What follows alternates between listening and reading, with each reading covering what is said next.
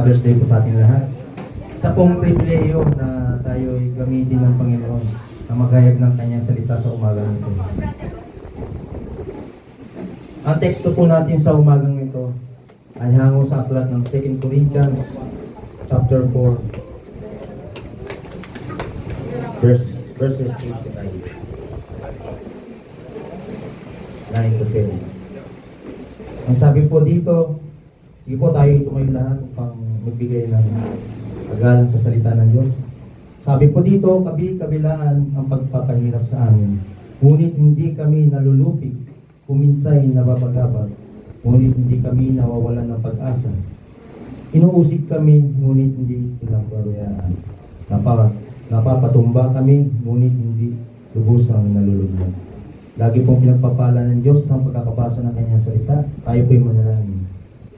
Panginoon Diyos, ang makapangyarihan sa lahat, sa pangalan ng anak ni Jesus, at sa pangyarihan ng pagkilos ng banal ng Espiritu. Marami natin salamat, Lord, sa umagang ito na idinako mo ang aming mga pangyapak sa iyong bahay panambang sa umagang ito. Dalangin ko sa bawat isa na mabuksan ang kanilang spiritual ears, spiritual mind, spiritual heart, upang ang aming mapag-aaralan, mapapakinggan yung banal na salita, ay tumimo, magrema sa aming puso at isipan, at may sa pumuhay namin ito, Lord. At sabi mo nga, Lord, kung nasa rin ang iyong kapangyarihan, nasa inyong salita, naroon yung kapangyarihan.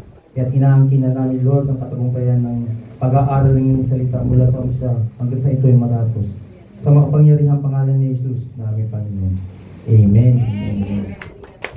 Ito, kayo po yung makakaupo na. Ang pamagat po ng ating pag-aaralan sa umagang ito ay bent but not broken. Amen. Sa buhay ng isang ama, marami po tayong pagkakataon na siya ay napapagod, nasasaktan, at nabibigatan sa mga responsibilidad. Bilang provider, protector, at leader ng pamilya, madalas niyang pasan ang problema na hindi ipinapakita sa iba. Ika nga, sabi nga, pasan ko ang daigdig. Maraming tatay ang bent o yumuyuko dahil sa bigat ng buhay. Ngunit sa biyaya ng Diyos, hindi po sila broken o tuluyang nagdudurog. Sabi po sa Corinthians chapter 4 verses 8 to 10, we are hardly pressed on every side, bent but not crushed, perplexed but not in despair, persecuted but not abandoned, struck down but not destroyed. Atin pong himayin kung ano ang kahulugan ng 2 Corinthians chapter 4 verses 8 to 10. We are hardly pressed on every side but not crushed. Sa Tagalog, hinigipit ngunit hindi nadudurog. Kahit po tayo napapaligiran ng matinding problema o stress, hindi po tayo tuluyang madudurog. Sapagkat ang biyaya ng Diyos ang siyang nagbibigay ng daan upang makaligtas tayo sa mga sitwasyong tila walang kawala. Sabi nga po if there seems to be no way, God will make a way. Nandiyan po ang biyaya ng Diyos para tayo tuluyang makawala sa mga pagsubok na ating kinakaharap. Amen po ba? Perplexed but not in despair. Nalilito, ngunit hindi nawawala ng pag-asa. Minsan, hindi po natin naiintindihan ang mga nangyayari sa ating buhay at tayo po ay naguguluhan. Subalit, hindi po tayo dapat mawala ng pag-asa dahil alam po natin, may plano sa atin ng Diyos. God has a plan for us. Siya po ang nagdidirekta sa atin at siya po ang nakakabatid kung ano ang dapat na makakabubuti sa atin. Persecuted but not abandoned. Inuusig, ngunit hindi pinapabayaan. Bilang mga mananampalataya, ang paggawa po natin ng mabuti ay maaaring magdala ng mga pag-uusig o pag-alipos sa atin bilang mga mananampalataya. Subalit sa mga panahong ito, tinitiyak po ng Diyos natin na kasama natin siya at hindi niya tayo papabayaan. Sabi nga po, I will not abandon you nor forsake you. Yung po ang pangako sa atin ng Diyos. Hindi niya tayo iiwan, hindi niya tayo papabayaan. Struck down but not destroyed. Nilulugmok ngunit hindi napupuksan. May mga pagkakataon na tayo po ay binabagsak ng mga dagok sa buhay o ng ating mga kaaway. Sa kabila ng mga ito, may kakayahan tayong bumangon muli dahil ang kapangyarihan ng Diyos ay nagpapanatili sa atin. Nandiyan po ang kapangyarihan ng Diyos na nagpapanatili sa atin. Ang tekstong 2 Corinthians chapter 4 verses 8 to 10 ay nagpapaalala po sa atin na ang kapangyarihan ng Diyos ay nagmumula sa atin sa pamamagitan ng kanyang banal na Espiritu. Pinahahayag nito na ang mga tao ay tulad ng marupok na sisidlan lamang. Inahalin tulad po ng Diyos na tayo bilang mga tao ay isang sisidlang marupok lamang. Subalit, ang kapangyarihan nasa loob natin ay sa Diyos nagmumula. Siya po ang nagbibigay ng lakas sa atin upang mapagtagumpayan ang lahat ng hamon. Amen po ba? Kaya't maraming dahilan kung bakit nananatiling matatag ng isang ama kahit nahihirapan na. Narito po ang ilang paraan para hindi sumuko ang isang ama, lalo na sa pananampalataya at sa kanyang responsibilidad sa pamilya. Ang una nito, manatiling nakakapit sa Diyos. Sabi po sa aklat ng Isaiah, chapter 40, verse 31, ngunit silang naghihintay sa Panginoon ay magbabagong lakas. Kapag nauubos ang ating sariling lakas, doon nagsisimulang kumilos ang lakas mula sa Diyos. Ang lakas po natin nagmumula sa Diyos. Wala pong iba, kundi sa Diyos lamang ang gagaling. Ito po ay ang pananalangin at pagbabasa ng salita ng Diyos, ang siyang nagbibigay ng panibagong pag-asa sa atin. Kaya't bilang mga ama ng tahanan, ay dapat maging haligi ng pananampalataya na patuloy na humingi ng gabay, lakas at karunungan sa Diyos upang mapamunuan at maprotektahan natin ang ating mga pamilya sa gitna ng anumang pagsubok. Na siya bilang ama ng tahanan ay dapat maging haligi ng pananampalataya na patuloy na humingi ng gabay, lakas at karunungan sa Diyos upang pamunuan at protektahan ang kanyang pamilya sa gitna ng anumang pagsubok na kinakaharap bilang mga ama ng tahanan. Na siya ang nagiging modelo ng pananalig at nagtuturo sa pamilya na unahin ng Panginoon sa kanilang buhay. Sabi nga sa wikang Ingles, put God first in everything we do, in our land, in our family, in our daily life. Na sa mga oras ng kahirapan o krisis, ay hindi siya nawawala ng pag-asa, kundi nagpapatibay sa pamamagitan ng pananalangin at pagtitiwala. Na tayo bilang ama ng tahanan, ginagawa po natin bilang malagpasan po natin mga krisis na ating kinakaharap sa ating pagtabuhin sa ating pamilya, yung lubusang pagtitiwala at pananalangin sa ating Diyos. Na humihingi siya ng gabay mula sa Diyos upang makagawa ng mga tamang desisyon para sa kapakanan ng kanyang tahanan. Ang mabuting halimbawa po nito ay si Haring David, na bilang hari ng Israel noong panahon iyon, ay lagi siyang humingi ng gabay sa Diyos upang siya'y patnubayan, bigyan siya ng guidance sa tamang desisyon para mapamunuan niya ng maayos at mabuti ang kanyang nasusupan. Tayo bilang mga ama ng tahanan, dapat tayong humingi ng patnubay at gabay sa ating Diyos na makapangyarihan upang bigyan tayo ng wisdom and discernment para mapatnubayan natin at magabayan natin ang ating pamilya. Alam lang ang asawa, mga anak at mga mahal sa buhay. Na kinikilala niya bilang ama na ang Diyos ang tunay na nagmamay-ari at nagpapanatili sa kanyang pamilya. Dapat pa tayo bilang mga ama ng tahanan, ina-acknowledge po natin na ang Diyos ang nagmamay-ari ng ating pamilya, ng ating buhay. At siya nagpapanatili nito. Kasi kung gustong bawiin ng Diyos ang ating pamilya, wala tayong magagawa dahil pag-aari po tayo lahat ng Diyos. Amen? Kalawa, alalahanin po natin ang dahilan kung bakit siya lumalaban. Ang pamilya ang isa sa pinamalaking inspirasyon ng isang ama. Kapag nakikita niya ang kanyang asawa at mga anak, nagkakaroon siya ng bagong lakas upang magpatuloy. So ang inspirasyon po ng isang ama yung bigyan ng kalakasan ang kanyang sarili po sa pamamagitan ng makita niya ang kanyang asawa at mga anak. Ito po ay nangangahulugan na ang pagmamahal sa pamilya ang pangunahing inspirasyon at motibasyon ng isang ama upang magsikap, magsakripisyo at harapin ang lahat ng pagsubok sa buhay. Dahil para sa kanya, ang kinabukasan at kapakanan ng kanyang pamilya na nagbibigay sa kanya ng lakas para magpatuloy. Isang halimbawa po nito yung ama bilang isang OFW na nangingibang bansa. Tinitiis niya, nagsasakripisyo siya na mapalayo sa kanyang pamilya. Na tinitiis niya ang kalungkutan, ang hirap na kanyang kinakaharap sa ibang bansa. Na hindi madali sa isang ama na mapalayo sa kanyang pamilya. Ako bilang isang dating aktibong sundalo, naranasan ko rin po na mapalayo sa aking pamilya. Linggo, buwan, taon, mapawalay ako sa aking pamilya. Napakahirap po nun. Yung mga panahon yun, hindi pa uso yung messenger, yung mga video call. Text lang o pager at saka sulat. Kaya napakalungkot, talagang napakahirap ng naranasan ko nun. Subalit sa bawat pagkakataon na nakikita ko ang aking pamilya, doon po ako nagkakaroon ng encouragement, ng kalakasan para magpatuloy sa aking kinakaharap na tungkulin bilang isang sundalo. Isa pong rin mga magandang halimbawa dito, yung isang ama, ang trabaho niya ay karpintero. Yun yung po alam mo trabaho ng isang karpintero. Tinitiis niya ang init ng araw, ang pawis sa maghapon na nagbabatas siya ng kanyang katawan. Para lang sa maghapon na magdaan, meron po siyang may bigay na pera or pang-suporta sa kanyang pamilya. Ganun po katakila, kanobol ang ginagawa ng isang ama. Ginagawa po niya, tinitis niya po lahat ng hirap, mapakain lang, mabigyan lang yan, magandang kinabukasan ng kanyang anak. Sa pagkakarpintero, nabibigyan ng pagkakataon ng kanyang anak ay mapapag-aral ng mabuti.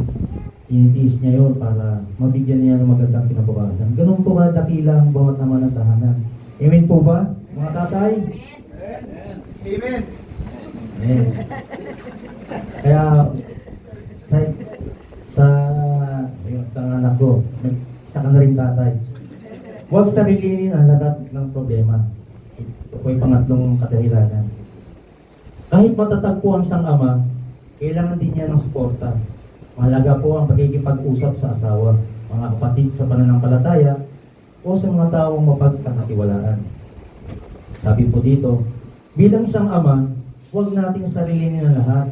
Ito ay nangangahulugan na hindi mo kailangan pasanin ang ang lahat ng responsibilidad, problema at emosyon. Ito po ay paalala na ang pagiging ama hindi tungkol sa pagiging perpekto. Wala pong perpektong ama. Lahat po tayo ay may kanya-kanyang kahinaan. Sabi nga ako sa English, everybody has its own weakness. Meron po tayong kanya-kanyang kahinaan. At bilang isang ama ng tahanan, ay humingi rin po siya ng tulong o saklolo sa kanyang personal na kinakaharap na pagsubok. Ito po ay paghingi ng mga payo at pakikipag-usap sa kanyang asawa. Mga kapatid sa mananampalataya, humingi siya ng spiritual advice para malagpasan niya mga pagsubok na kanyang kinakaharap. At sa mga taong kanyang pinagkakatiwalaan sa kanyang paligid. Amen. Ito po ay paalala na tungkol sa paghingi ng tulong at pagiging bukas sa iyong pamilya. Maging open-minded tayo bilang isang ama ng tahanan. Huwag nating sarili ng problema kasi doon po nakikita ng ating pamilya na tayo, hindi natin sinasabi na kaya ko ito lahat bilang isang ama. Superman ako, kaya ko lahat ng problema. Hindi po. Dapat po rin na tayo humingi ng advice sa ating humuhugot rin po tayo ng lakas sa ating asawa, sa ating mga anak, at sa mga kapatid sa pananampalataya. Ganun po dapat tayo bilang mga ama ng tahanan. Kaapat, magtiwala sa plano ng Diyos. Hindi po lahat ng paghihirap ay permanente. May mga pagsubok na ginagamit ang Diyos upang patatagin ang karakter at pananampalataya ng isang tao. Ito po ay lubusang pagpapailalim sa kanyang kalooban at paniniwala ng kanyang mga layunin ay para sa ating kabutihan. Kahit na hindi pa natin naiintindihan ang kasalukuyang mga nangyayari, ito'y salungat sa ating mga ninanis.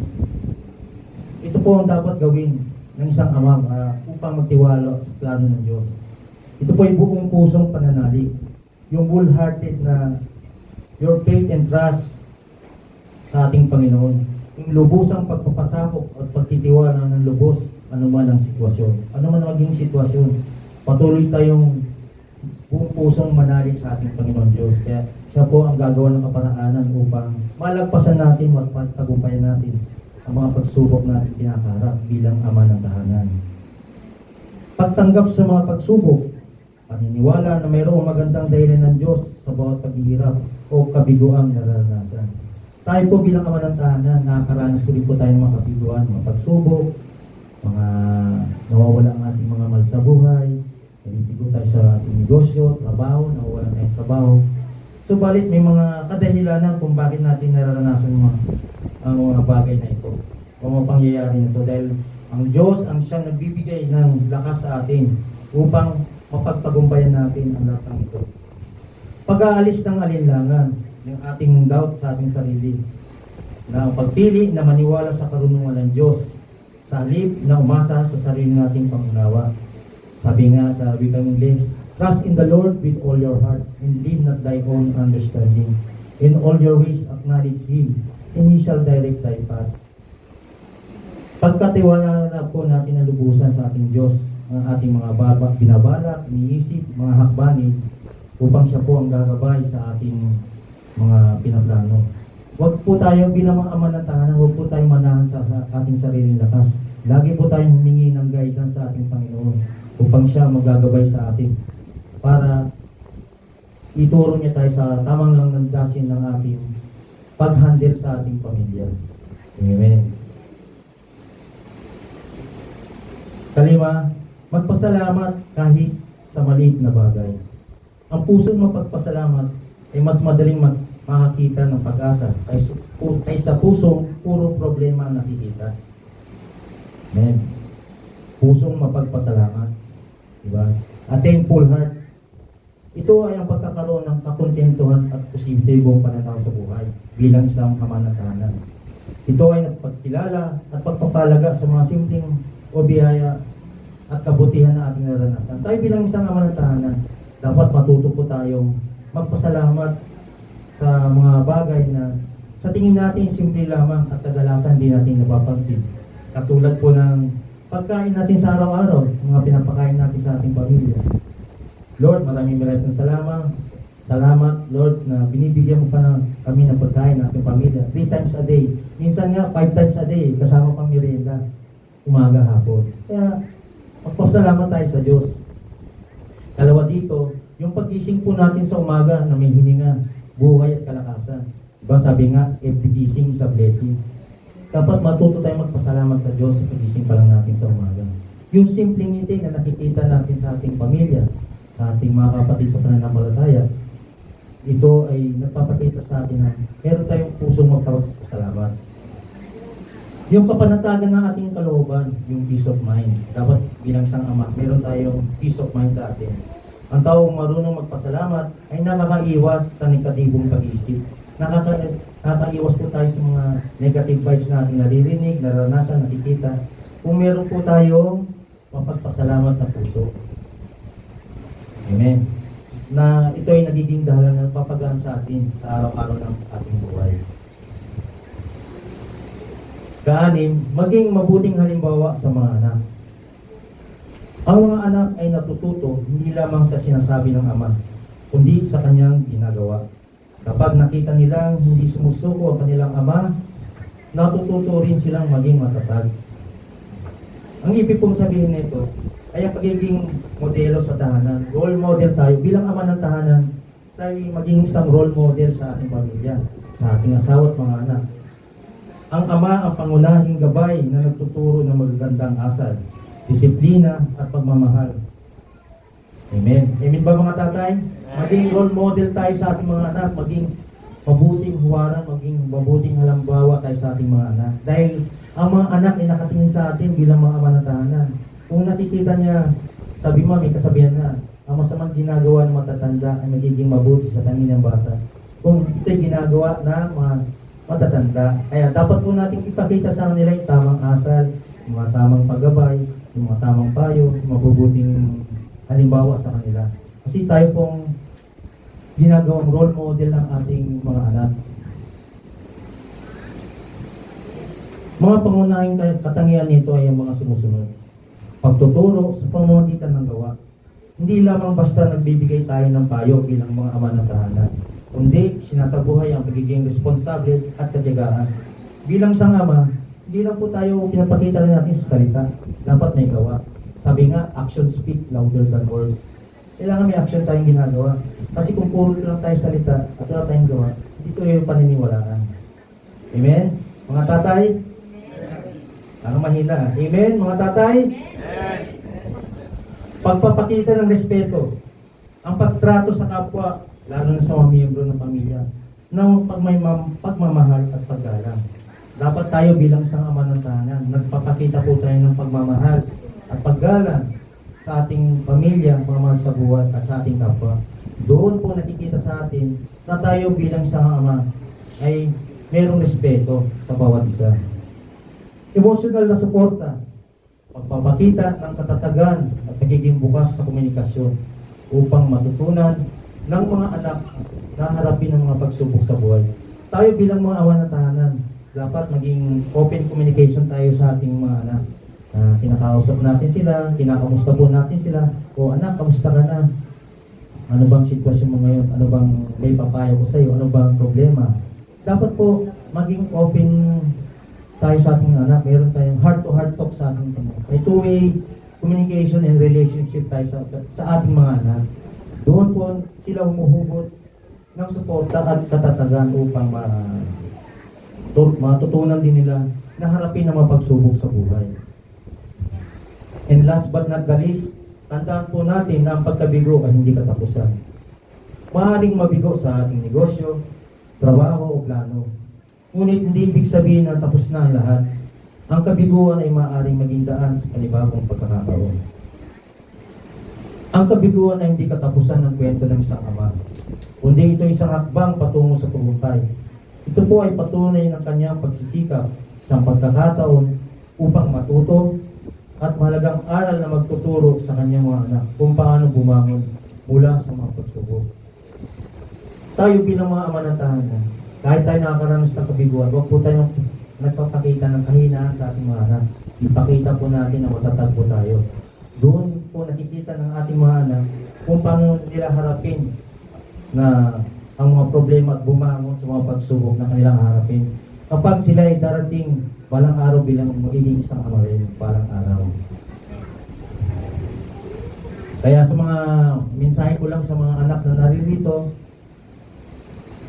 pakahalagaan nyo at mahalin ng inyong ama sapagkat hindi nyo po batid kung gaano kahirap, kadakila ang mga tinitiis na sakripisyo ng isang ama na mabigyan ko ng magandang kinabukasan, mabuting edukasyon, pagkain sa araw-araw, yung hirap na dinanas nila, yung pagmamahal, respeto na binibigay nila sa atin bilang mga anak. Dapat ngayon, simula sa araw na ngayon, pasalamatan nyo ang inyong mga tatay, kung ano man ang tawag nyo, dad, papa, itay, daddy, pops. Sabihan nyo na, Pops, maraming salamat.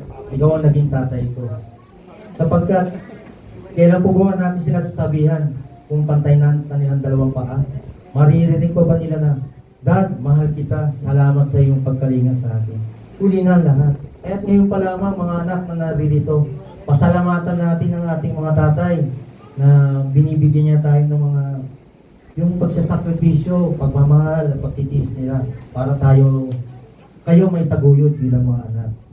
Kaya pasalamatan po natin mga tatay sa araw na ito. Bilang konklusyon, ang isang ama ay maaaring bent but not broken. Maaaring imuko dahil sa bigat ng responsibilidad. Maaaring mapagod at masaktan. Ngunit sa tulong ng Diyos ay hindi siya tuluyang madudurog. Pagpalain ng Diyos ang lahat ng ama sa simbahang ito. Hanggat nanatili tayong nakakapit sa ama natin na si Jesus, na pinakaama ng lahat ng ama. Mananatili tayong matagumpay, anuman ang pagdaanan natin sa buhay. Amen. Tayo po ay tumayo at tayo po ay manalangin. Amen. Panginoon, marami pong salamat sa iyong biyaya at presensya na nagpapanatili sa amin sa gitna ng mga pagsubok. Salamat dahil bagamat kami nakakaranas ng matinding gipit at pagsubok sa buhay, hindi mo kami hinayaang mawasak. Sa mga sandali na kami nalilito at tila napapabagsak ng mga problema, dalangin namin na patuloy mo kaming bigyan ng lakas ng loob Pagkaloob mo sa amin ang kapayapaan na nagmumula sa iyo upang hindi kami tuluyang mawalan ng pag-asa. Pinapahayag namin na kami ay natutumba, ngunit hindi nawawasak. Ang mga pagsubok na ito ay hindi magiging dahilan upang kami ay sumuko. Sa halip, magsilbi po itong patunay ng iyong kapangyarihan at pag-ibig sa aming buhay. Sa pangalan ni Jesus, Amen. Happy Father's Day po sa ating lahat. And to God be all the glory.